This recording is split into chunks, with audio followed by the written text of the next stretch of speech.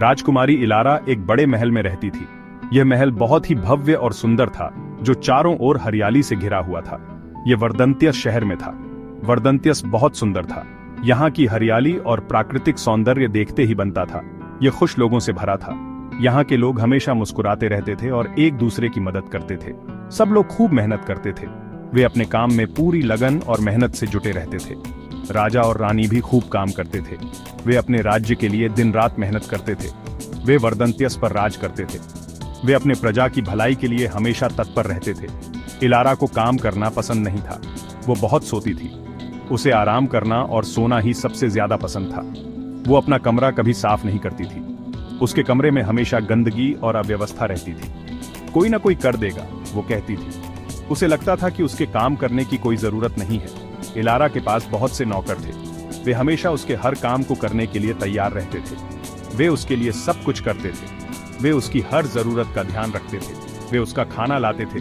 वे उसे हर समय स्वादिष्ट भोजन परोसते थे। वे उसे बड़े पत्तों से हवा करते थे। वे उसे हर समय आरामदायक महसूस कराने की कोशिश करते थे।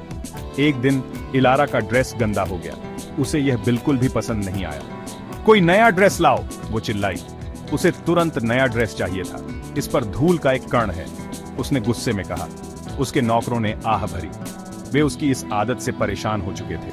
वे जानते थे कि इलारा कभी खुद के पीछे साफ नहीं करेगी। वे उसकी इस आलसी आदत से तंग आ चुके थे।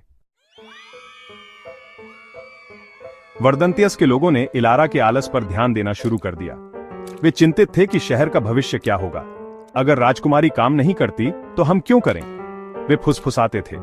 यह विचार तेजी से फैलने लगा। धीरे धीरे लोगों ने कम काम करना शुरू कर दिया। शहर गंदा दिखने लगा। सड़कों पर कचरा बढ़ने लगा। राजा और रानी चिंतित थे। वे अपने लोगों की हालत देखकर दुखी थे। रानी राजा के पास गई। उसने कहा, हमें कुछ करना होगा।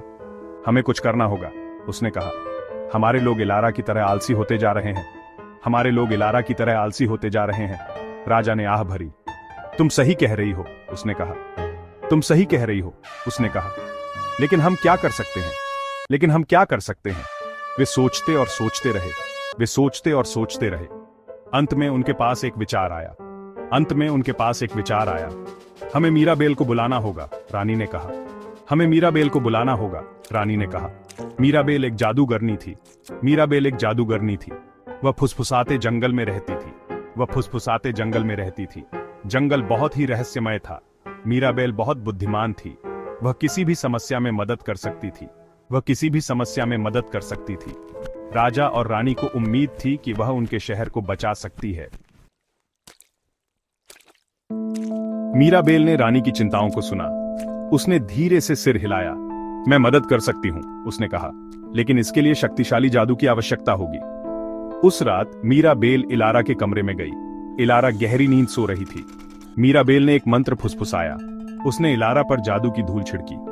जब तुम जागो तो सब कुछ अलग होगा, उसने फुसफुसाया। फिर वह गायब हो गई। इलारा सोती रही। उसे अपने आसपास के जादू का पता नहीं चला।